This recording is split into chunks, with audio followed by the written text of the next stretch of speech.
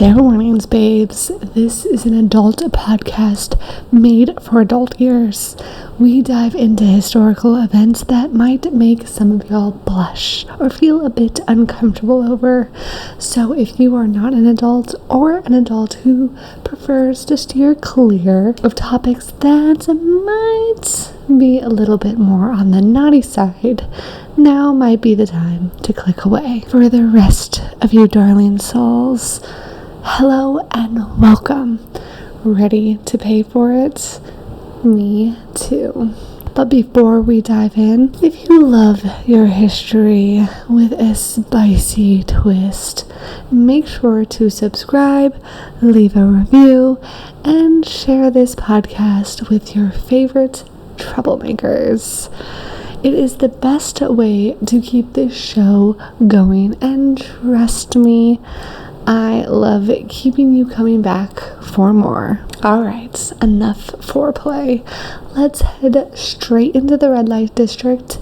I'm ready if you are. I got something between my legs that'll make a dead man come out.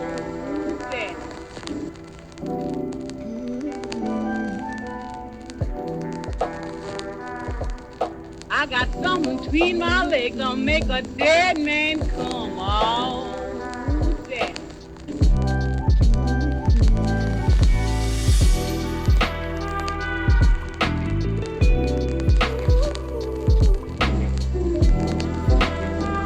I'm gonna turn back my mattress and let you all my springs. I want you to find me, daddy, till the bell do ring. Oh, daddy, I want you to shade and dry.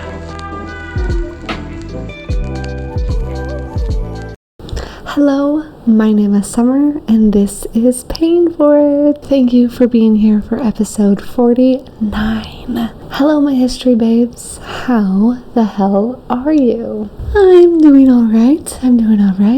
I am still dealing with a broken foot. In fact, I'm icing it right now, so hopefully that's not going to be hindrance.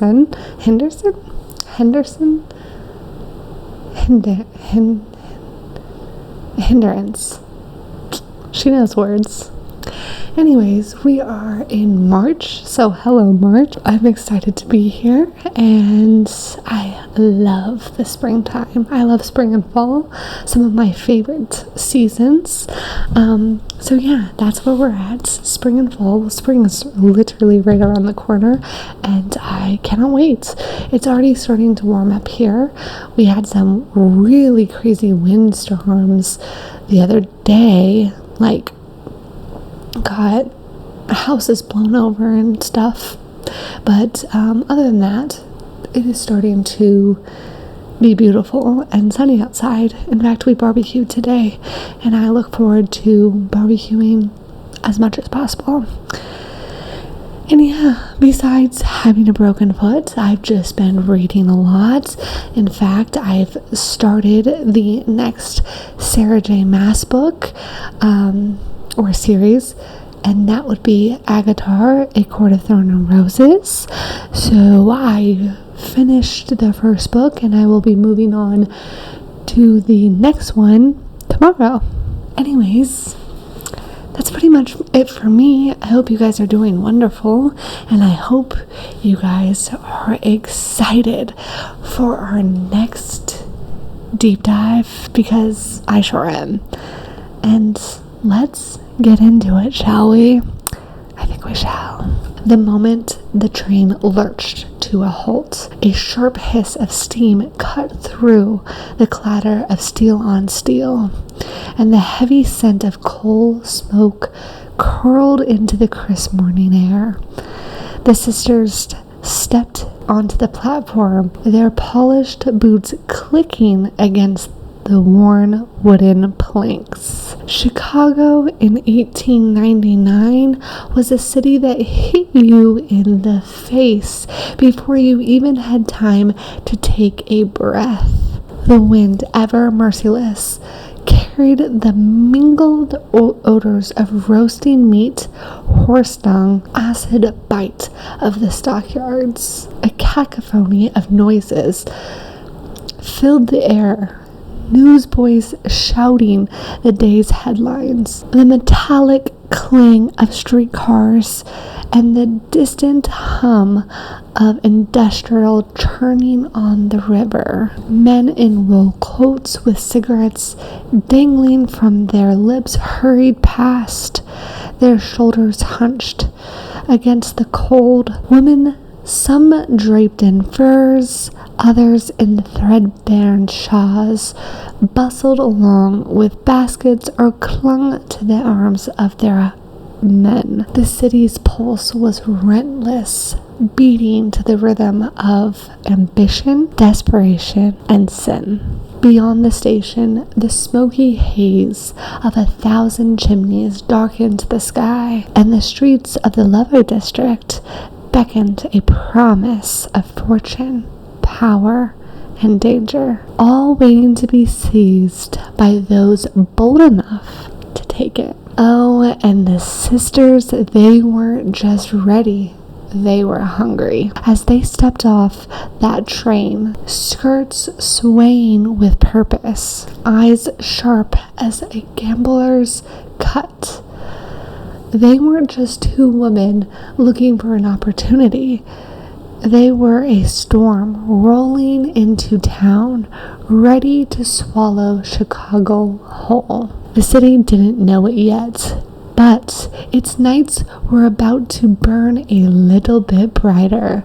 Its men were about to spend a lot more. And its women, well, some would curse them, and others would worship at their feet. The sisters had arrived, and the Levi district, that was about to become their kingdom. So with that, you know what time it is. Grab yourself a cocktail, a mocktail, a coffee, whatever you fancy. Today, I have a mocktail. As we already know, I cannot be drinking that much.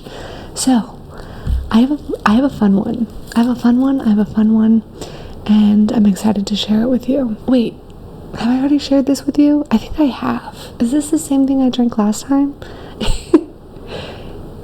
It might be. Anyways, this is my little watermelon squirt cocktail. Did I do the chamois rim far too much? Yes, I did. Have I made some improvements? Yes, I have.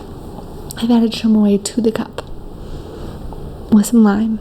Yes, yum.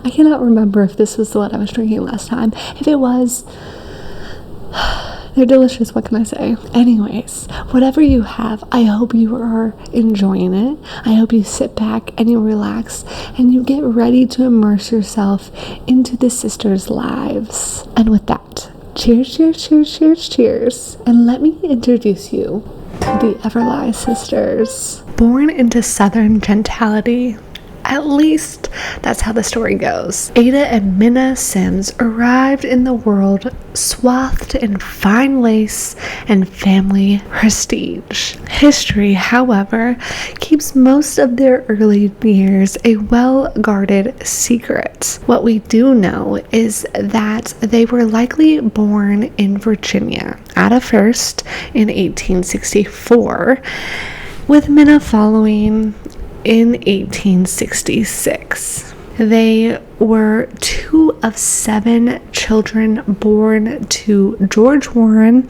and Jenny Madison Sims. Their father, George, was the son of a prominent plantation owner, lawyer, and the first sheriff of their county. The family owned 20 slaves, and the Sims children were raised with all the accoutrements befitting wealthy Southern belles. But the tides of fortune shifted after the Civil War. Like so many Southern families, the Sims watched their riches dwindle. In time, the loss of their plantation became inevitable when they could no longer afford the taxes on the property. In the years following the Civil War, their father George moved the family all across Virginia, perhaps even venturing into Missouri and Indiana. The details are murky, as history often is. Anywho, by May of 1876, Ada was 12 and Minna was 10 when tragedy struck. One of their brothers is going to succumb to disease, and just 1 month later in June, their mother, Jenny, is going to die giving birth to their youngest sibling, George. Blow after devastating blow, the family reeling from their losses. Their father, overwhelmed, handed the newborn to a nearby family member and took the rest of his children to Madison County, hoping for a fresh start. This is where the lines between truth and tale begin to blur. The story that the sisters would later weave about their past, a carefully crafted blend of fact and fiction, was already taking shape as they made their way towards their lives that would eventually lead them to Chicago. According to the sisters, it was during this time that they met, fell in love with, and conveniently married two brothers, with the last names Lester. Even more conveniently, both men allegedly turned violently abusive, forcing Ada and Minna to flee and join a traveling performing troupe. However, no marriage records or credible evidence have ever surfaced to validate these unions. History, on the other hand, paints a different picture. Their father, George, was actively managing and promoting the Sims sister traveling tour featuring all four remaining sisters, Minna, Ada, Lola, and Flora. Newspapers review and promotional material confirms the existence of this act well into the 1886. By the time the sisters had made their way to New Orleans, possibly on their own or at least without their father and oldest brother, Warren, it is believed that George and Warren abandoned them, eventually settling somewhere in Los Angeles. The exact timeline of their departure remains a mystery to history, but one telling clue emerges years later when their sister Lola passed away. Her headstone bore the signatures of only the three remaining sisters, with no mention of their father or brother. Alone in New Orleans, the three remaining sisters began performing as deities, draped in scandalously revealing costumes. They took on the personas of Venus, Sias, and Temptress, embodying goddesses of love and seduction in their performances. Now, what exactly the sisters got up to during their time in New Orleans is a secret history will never fully reveal. But let's just say we have our suspicions. Were they merely performers, or were they dabbling in something a bit more hands-on? There's no direct evidence that Ada or Minna and or Flora were selling their wares, but we do know they were at the very least moving in the orbits of those who did. After all, history does tell us that actresses and performers often walked a fine line when it comes to the world's oldest profession. At this point in their story, the sisters seem to part ways with their youngest sibling, Flora. The reasons behind the split are lost to history, but there are whispers of a man entering Flora's life, or perhaps jealousy played a role. After all, we know that when performing, Flora often commanded the most attention. Whatever the cause, one thing is certain. When we next catch up with Ada and Minna, Flora is no longer by their side. Instead, the two had joined another traveling troupe, one that, according to legend, went broke and left them stranded in Omaha, Nebraska. According to Ada and Minna, survival required quick thinking and a touch of ambition.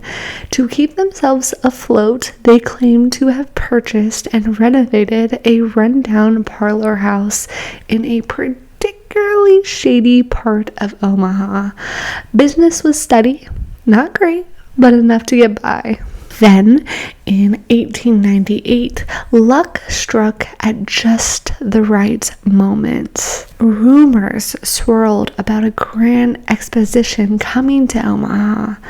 Inspired by the success of the 1893 Chicago's World Fair, the city planned its own spectacular, the Trans-Mississippi and International Expedition.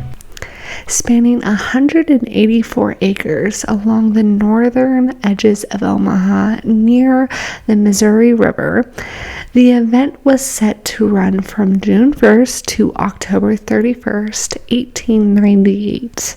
The influx of visitors promised opportunity for anyone in the right place at the right time. And wouldn't you know it, the sisters suddenly came into a rather convenient inheritance of $35,000 from their recently deceased grandmother. Or so they claimed. Just in time, too. They used this mysterious windfall to relocate their brothel to a much better part of town, positioning themselves right in the path of the 2.6 million visitors arriving for the expo. Business boomed, and within a year, they had doubled their money. Of course, historians have their doubts about the inheritance. Some suspect a wealthy, unnamed benefactor may have played a bigger role, but history, as always, keeps its secrets. What we do know is that with their newfound wealth, the sisters decided to reinvent themselves. To honor their quote-unquote grandmother, they took inspiration from her signature closing its letters, Everleigh yours, and branded themselves as Ada and Minna Everleigh. But like any savvy business woman, they knew good fortune in Omaha wouldn't last with the expo's end. So too would the steady flow of travelers. It was time to move on. A business plan fit for a queen. The Everleighs understood that money alone wasn't enough. They needed insight. If they were going to build an empire, they had to do it right. So before settling anywhere, they embarked on a research tour, studying the finest madams in both big and small cities. They observed their business models, what worked, what didn't, what could be improved upon. They weren't just looking to run a brothel. They were looking to elevate it. They also needed the perfect city, one without a reigning madam. They weren't interested in competing. They wanted to dominate. Their search led them to Washington, D.C., where they checked into the prestigious Willard Hotel and sought out Madame Cleo Maitland, an old-timer in the business. Cleo was known for offering a sound advice to ambitious newcomers. Meeting the Everleighs at her brick row house on D Street, Cleo welcomed them in. Posing as a respectable landlady, she housed several working girls under the guise of female boarders. Minna got straight to the point. We've done our research. We have the capital. What we don't have is a location somewhere wealthy, somewhere with opportunity, and somewhere without competition. Madame Cleo had the perfect answer: Chicago. The city was booming, rapidly industrializing, teeming with both old and new money, and home to a well-protected red light district. Even better, there was no dominant brothel. The city's most prominent madam, Carrie Watson, had retired years earlier, leaving an open throne for the taking. And as fate would have it, Madame Cleo knew just the place. A pair of adjoining three-story mansion with 50 lavish rooms was about to hit the market. The seller, Effie Hatkins, a madam looking to cash out furniture, decor, reputation, and full roster of working girls, all included in the asking price. Because in this business, some assets don't walk away when the ownership changes hands. See Effie, Cleo advised. And just like that, the Everleigh Sisters were Chicago bound. By the time the sisters arrived in Chicago, ready to make it their own, nearly 1.7 million people already called it home. As they stepped off the train, they arranged for a long carriage ride through the city, eager to observe the sights, sounds, and pulse of what could soon be theirs. Peeking past the black velvet curtains of their carriage, here's what they found. Chicago in 1899, the city of industry, vice, and smoke. By the time Ada and Minna Everleigh set their sights on Chicago in 1899, the city was a booming, chaotic, and unapologetically ambitious beast. This was a place of opportunity, but also one with grit, vice, and filth. The sights? A city reaching for the sky.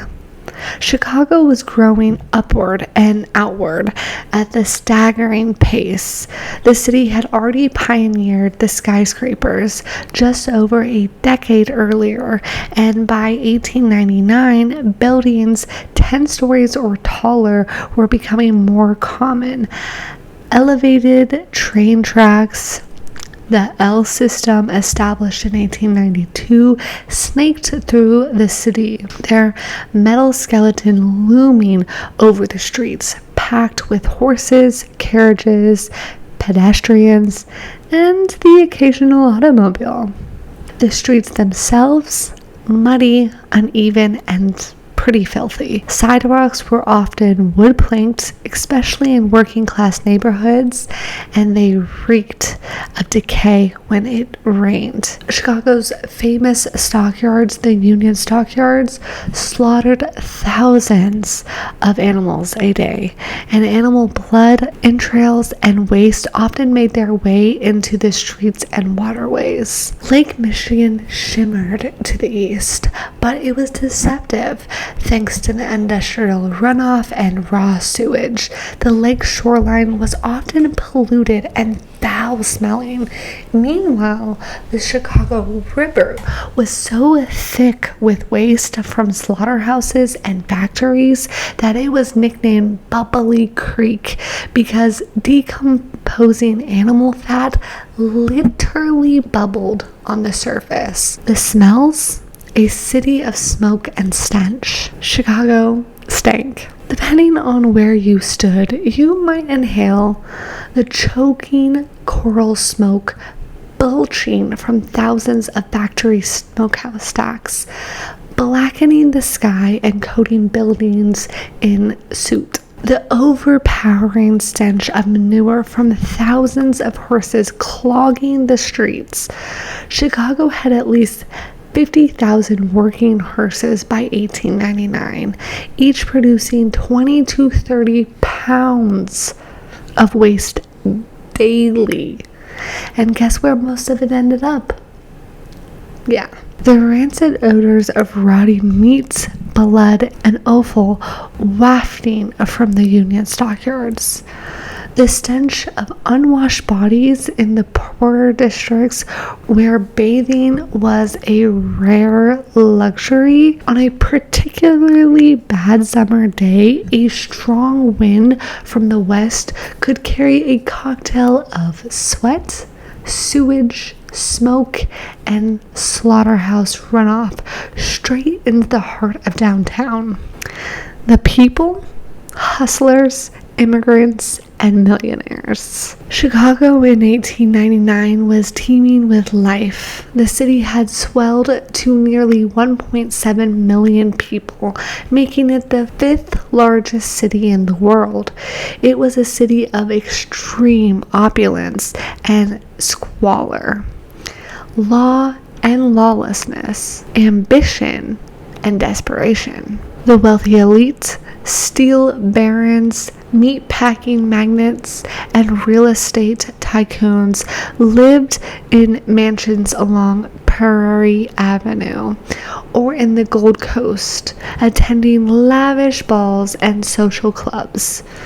Meanwhile, in the slums of the South Side and West Side, immigrant families crammed into tenement buildings, often without heat or running water. The city was a melting pot of ethnic enclaves. Germans and Irish had been established for decades, running many of the city's taverns and businesses, while the Polish and Eastern European Jews were arriving in droves, many working in factories or as street peddlers. The Italians were beginning to make their mark, bringing with them underground networks that would later shape the city's criminal underworld.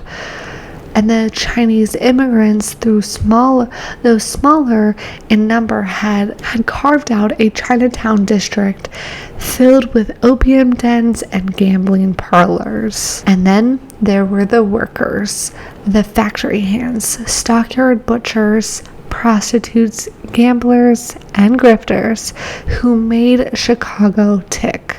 Women in sweatshops worked 12 hours a day sewing garments or rolling cigars for pennies. Steelworkers and butchers labored in dangerous conditions, losing fingers or worse on the job. At night, these working men and women sought an escape in Chicago's hundreds of saloons, dance halls, and brothels. Vice and the Levee District, a playground for sin. By 1899, Chicago's red light district, the Levee, was in full swing. Centered around 22nd Street and Dearborn, the Levee District was Chicago's premier vice district, home to gambling dens, opium parlors, dance halls, and of course brothels, ranging from grimy back alley cribs to extravagant parlor houses. For example, the Coliseum Saloon, a lawless, free-for-all drinking establishment where police largely turned a blind eye.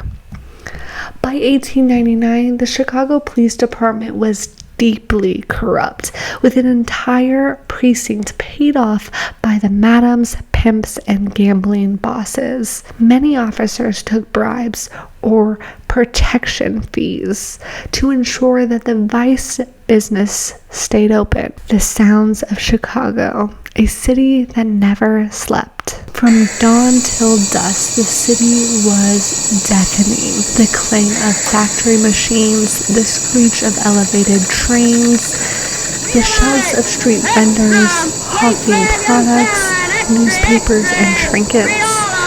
The constant hammering of construction as new buildings rose daily. At night, the Levee pulsed with ragtime music spilling from the saloons, the clatter of dice games, and the shouts of men in drunken brawls. Chicago in 1899 wasn't just a city, it was a beast. It was a loud, filthy, dangerous, thrilling, and unapologetically alive. And it was the perfect place for the Everleigh Sisters to make their mark. Pulling up to 2133 South Dearborn Street, the sisters were stunned. The mansion they hoped to call home stood grand and imposing. Its broad windows and twin mahogany staircases spiraled skyward like something out of a dream.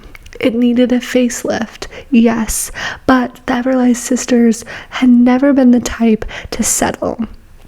Whatever they touched, they intended to elevate it and Everleigh it. At the door, they were greeted by Madame Effie Hankins, a woman ready to retire and eager to strike a deal. The price? $55,000 plus $500 in rent. And of course, that included everything.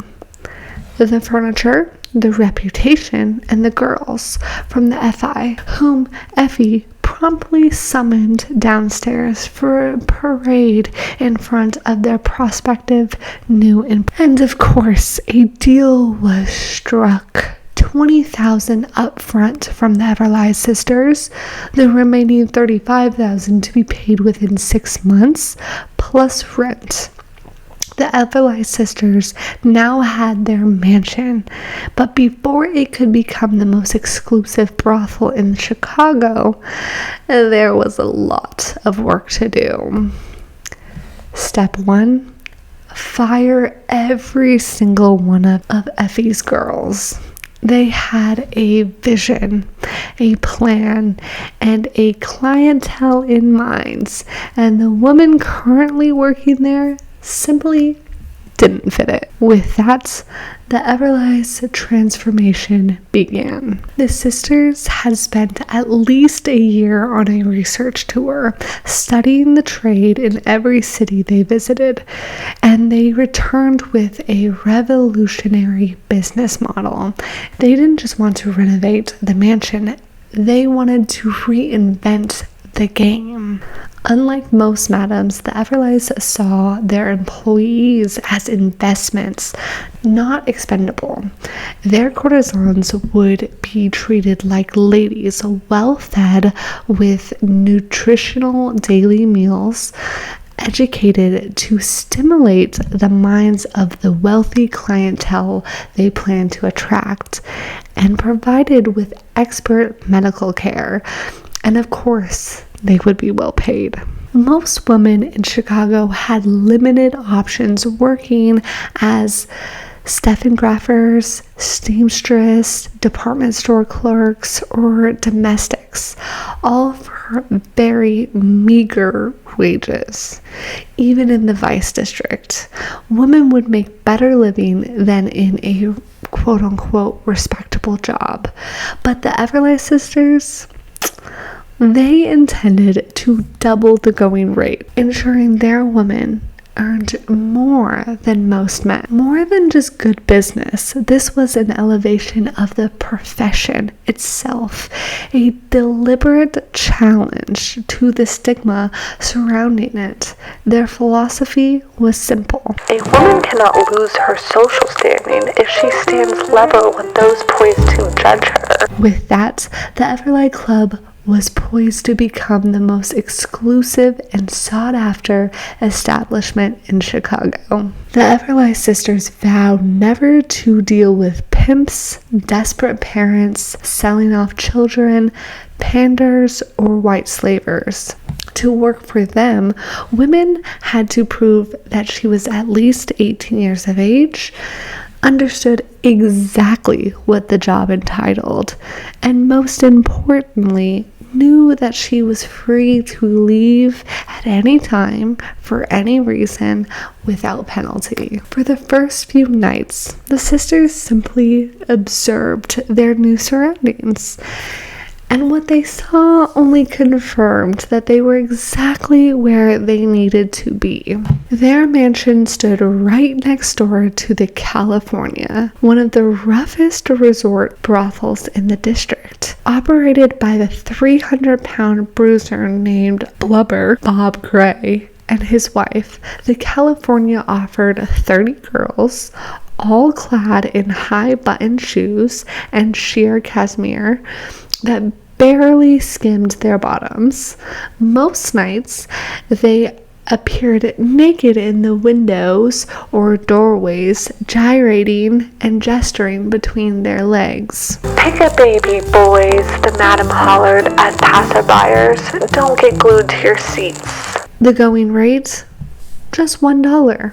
But 50 cents would do if a man could prove by turning out his pockets that he had no more. Like many bordellos in this area, the California had a lucrative side business, rolling clienteles. A quick dose of morphine in his beer, and the men would wake up hours later, dazed, confused, and penniless. After witnessing the nightly debauchery and thievery next door, the Everleighs added just a few more rules. No knockout powder, no stealing from clients, and no drugs of any kind. All around them, cheap resorts promised clients whatever they wanted at bargain prices, but nowhere was there a refined, exclusive, and elegant parlor house.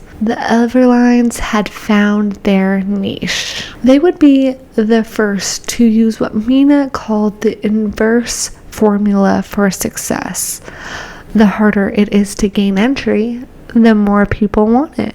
No free passes for critics, no newspaper ads, no engraved invitations to the mayor, Carter Harrison II, or any of the city council. In fact, Minna told no one about their grand opening. Instead, they set a date, February 1st, 1900, at 8 p.m. and they had a lot of work ahead of them. Ada took charge of recruiting. She reached out to the girls who had worked for them in Omaha, and soon word spread like wildfire through the underworld pipeline. Prospective applicants lined up, and Ada interviewed each one personally. "She must have worked somewhere before coming here. We do not like amateurs. Inexperienced girls and widows are too prone to accept offers of marriage and leave. We always have a waiting list to get in. A girl must have a pretty face and a figure, must be in perfect health, and must look well in evening clothes. If she is addicted to drugs or drink, we do not want her. There is no problem keeping the club filled." She grilled every candidate that walked through that door, measured hips, bust, and waist, and would even pull up their sleeves and check for needle tracks. Only after passing Eda's scrutiny were they sent to Minna for training. Minna embraced Balzac's philosophy of pleasure. The contemplation of devilment is more satisfying than the act itself. She drilled the Everleigh girls in the art of seduction, not just of the body, but the mind. There would be no tardy negligees here, like in other houses. Everleigh girls would wear elegant, full-length evening gowns, each custom designed by a French couturier. They would adorn themselves with jewels, but never anything gaudy. The sisters also overhauled the staff. They dismissed the former employees and hired black servants, including a new butler, Amand, and 2 housekeepers, Julia Yancey and Ada White. They also brought in Dr. Maurice Rosenberg, who would conduct regular medical examinations to ensure the girls' health. He was also known to not be able to be bought, which was very important to the sisters. This wasn't just going to be a brothel, it was a fantasy. and it was about to become the most famous in the world. The Everleigh Sisters spared no expense when it came to transforming their mansion into a temple of luxury. Each sister naturally had her own private suite within the house, each one a reflection of her personality. Ada's quarters were simple, serene, and tasteful, a retreat of soft hues and elegant restraint. Minna's, a cacophony of color, rich silks, vibrant tapestries, and a dazzling array of gold, crimson, and deep purples. But their personal space paled in comparison to what lay beyond their doors. At the heart of the mansion stood the parlor room, or as it was better known, the gold room. And gold it was. From the gilded mirrors to the ornate chandeliers, from the hand-carved furniture to the floor-to-ceiling embellishments, everything gleamed with precious metals. Its crown jewel, a gold-plated piano standing regally in the center of the room, ready to be played at a moment's notice. To ensure their guests were entertained as well as indulged, the Everleighs hired a professor known as Van to serenade the parlor with enchanting melodies. But the Everleigh Club wasn't just about decadence. It was also about balance. Comfort, yes. Luxury, of course. But above all else, discipline and exclusivity. With that, the Everleigh Club was born. It was not just a brothel. It was an experience. A palace, a place where only the wealthiest and most powerful men could pay for the privilege of being entertained, not just by the stunning woman, but by art, music, and elegance itself. And no one who stepped through those doors would ever forget it. Minna Everleigh stood before her assembled girls, her heels clacking against the polished floors as she paced like a general before battle. Arms folded, eyes sharp, she surveyed her troops. Gentlemen, she began, are only gentlemen when properly introduced. We shall see that each girl is properly presented to each guest. No lining up like cattle, no in the parlor girls like in the other houses. We do things differently here. She paused, letting her words settle. Be patient, that's all I ask, and remember, the Everleigh Club has no time for the rough elements, the clerk on holiday or the men without a checkbook. It's going to be difficult at first, I know. Minna's voice softened, but only slightly. She resumed her slow, deliberate march down the line, her eyes flickering over each girl with critical precision. It means briefly that your language will have to be ladylike, and that you will forego those desperate little entreaties you may have used in the past. You have the whole night before you. One $50 client is more desirable than 5 $10 bills. Less wear and tear. You'll thank me for this in the later years. Your youth and beauty are all you have. Preserve it. Stay respectable by all means. We know men better than you do. Don't rush them and don't roll them. There will be no monkey shines, no knockout drops, no robberies, no crimes of any description. We'll supply the clients. You amuse them, and not like any woman has amused them before. Give, but give interestingly, with mystery. I want you girls to be proud that you are part of the Everleigh Club. That is all. Now spruce up and look your best. From that moment on, Minna would refer to her girls as butterflies. And when the clock struck 8 p.m. on February 1st, 1900, the butterflies took flight. The doors swung open and men flooded to the entrance, desperate to get into the new club. For a while, many men were turned away.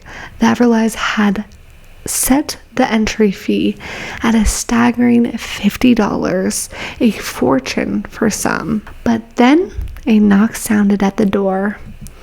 A group of Texas cattlemen strode inside, and within hours, they had spent $300. By the time the night was over, a Thursday nonetheless, the club had grossed a stunning $1,000. And from that night forward, each Everleigh girl could expect to pocket no less than $100 per week, the modern day equivalent of nearly $3,800, a fortune compared to the measly 4 to 10 a week most working women scraped together. And just like that, the Everleigh Club was open for business. Word spread fast.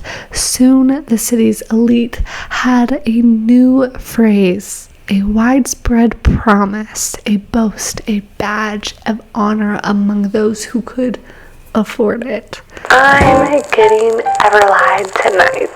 It wasn't just a night of pleasure, it was an event, an indulgence, a privilege. And only the best could say it. And with that, my darlings, that is where I'll be leaving you for now.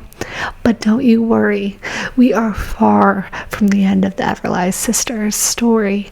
So stay tuned because there is so much more to come. Thank you so much for being here. I hope you're enjoying the beginning of this deep dive just as much as I am. The world of the Everleigh Club is just getting started, and trust me, you won't want to miss what's next. Join me next time as we dive deeper into the sisters' empire, because if you think their grand opening was something, just wait until you hear what happens next. In the meantime, I want to hear from you. What intrigues you most about the Everleigh Sisters and their world-famous parlor house? Drop your thoughts down below. I'd love to chat about it. Until then, my darlings, have a fabulous rest of your day. If you loved this episode and want even more scandalous history, visit payingforitmedia.com. Sign up for the newsletter so you never miss an update, a deep dive, or an extra juicy tidbit. And hey, if you are enjoying Paying For It, take a moment to follow, leave a review. It helps more history lovers and curious minds find the show. I'll be back in 2 weeks with another story for you that you won't want to miss. Until then, keep it sassy, keep it scandalous, and as always, keep paying for it. Goodbye.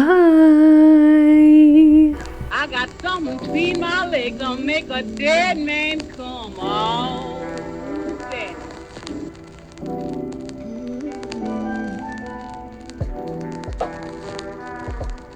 I got something between my legs that'll make a dead man come. Oh, that.